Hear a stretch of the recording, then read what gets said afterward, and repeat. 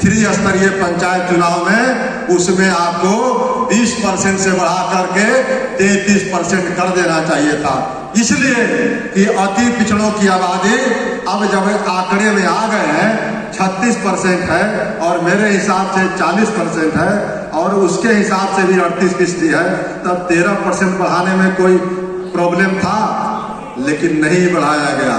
ये सवाल आप खड़ा नहीं करते हैं, इसलिए चौक चौराहे पर या चुनाव आने वाला है उस समय आप अति पिछड़े वर्ग के भाइयों के तरफ से यह सवाल खड़ा होना चाहिए कि गुंजाइश थी, उसने नहीं बढ़ाया।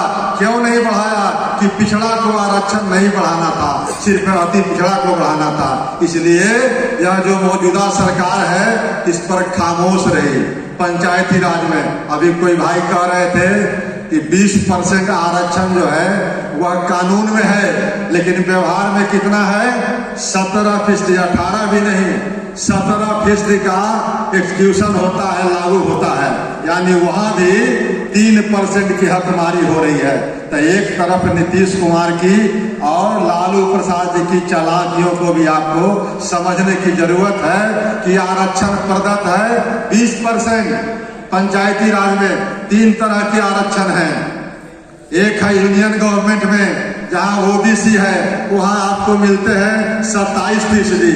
27% के आरक्षण के वर्गीकरण के लिए मंडल कमीशन जो उस समय बना था, मंडल कमीशन में सिर्फ पिछड़े वर्ग के लोगों ने नहीं, अति पिछड़ा वर्ग के लोगों ने और दलित भाइयों ने भी, अल्पसंख्यक भाइयों ने भी मिल करके मंडल कमीशन को लागू कराने में अपनी भूमिका निभाई थी।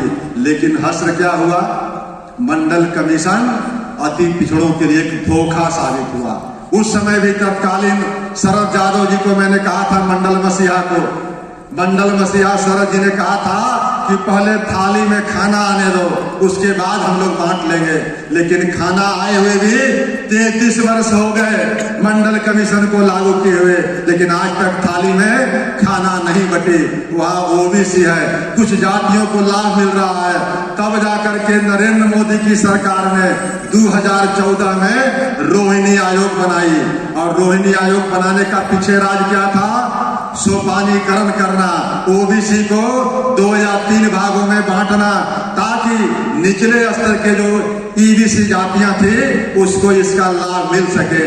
लेकिन रोहिणी कमीशन को 8 बार एक्सटेंशन दिया गया और उसके बाद रिपोर्ट जब सबमिट कर दी है राष्ट्रपति महोदया के यहाँ, आज भी वह रिपोर्ट जो है लंबित है, लागू नहीं हो रही है।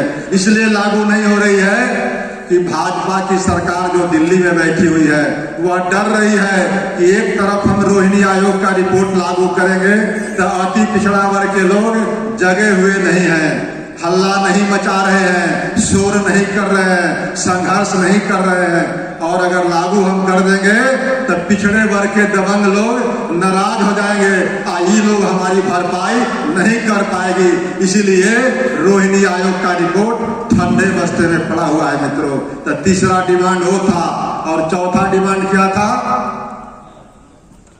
दूसरा पंचायती राज वाला, एक अति पिछड़ा अत्याचार कानून वाला, और ये एक रोहिणी कमीशन, एक तेली तमोली तांगी वाला। और 5वां डिमांड क्या था?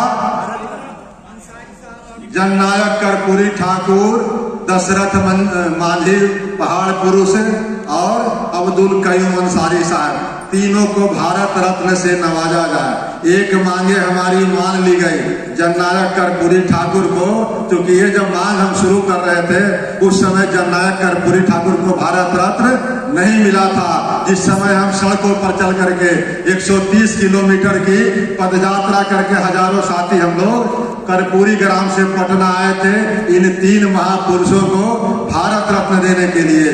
भारत रत्न देने के लिए बिहार में कोई आदमी ने कोई कार्यक्रम नहीं चलाया था, सिर्फ जयंती और पुण्यतिथि के अवसर पर मांग करता था। लेकिन हम लोगों ने रथ यात्रा किया, पद यात्रा किया और पर्चा और होर्डिंग में छाप करके पटना के मिलर स्कूल सम्मेलन करके यह मांग रखी थी। तो इन्हीं 5 सूत्री मांगों के लिए एक बार हम लोग तैयार हैं कि नहीं है? अगर तैयार है तो आप जोश में हाथ उठाइए। पटना की सड़कों पर करो और मरो की तर्ज पर एक बार जुझारू प्रदर्शन करना होगा, तब जाकर के या तो नीतीश सरकार खत्म हो जाएगी या हमारी मांगे पूरी हो जाएगी।